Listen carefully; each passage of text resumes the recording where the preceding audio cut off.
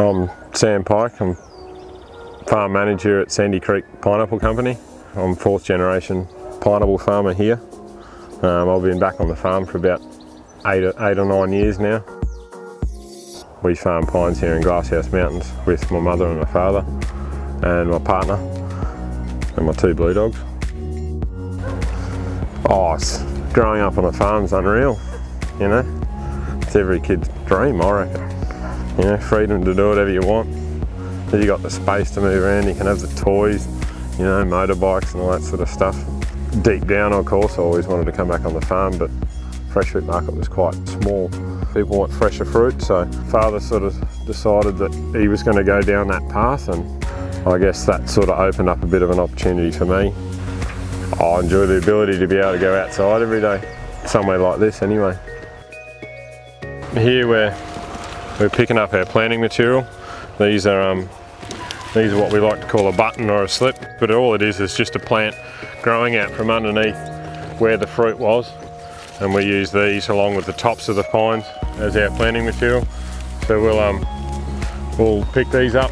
They're split into two sizes and then they're planted in their sizes, and that gives us a bit of a spread on our picking windows, so when we can plant a big lump sum of plants and we can spread the harvest out eventually over 10 or 11 weeks. This is the very beginning of it, I guess. We'll get these up and we'll put these in bins, and we'll be back up at home planting them in a couple of days. They'll be in the ground by Friday and on your plate or in your fruit bowl by March 2020. This is our basic, or our standard farm practice pre-plant. We'll get this block, we'll give it a nice level, get it nice so the water can run off it. Then we'll come in, we spread our organic matter, and tomorrow the boys will be in here planting after we rip it a couple of times and run through with a hoe, and then form the hills up, and they'll be straight up tomorrow morning. As you can see, this stuff we planted last week, so we come from something like this, nice flat ground. We'll form these hills, try and keep them as straight as possible. The attention to detail seems to be the biggest key in growing pineapples. All drains are dug, water, try and spread the water evenly across the block. Plant size is a big thing for us. We try and keep plants as uniform as possible to try and get, in the end, that uniform pick, so we get good colour. It goes into our shops being the best thing we can possibly put in there. And I guess this is probably, you know, 60% of the whole process right here. You know, starting to make sure everything's nice and neat.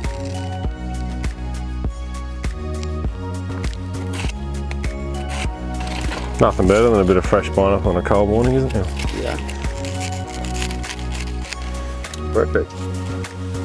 This crop here, this was planted in February, a little bit late. We had a bit of trouble this year. We had a really wet October. We were a little bit behind on our planting, so we sort of pushed a bit later into February. This will be the last stuff we'll harvest on an annual year, so this will be sort of October stuff.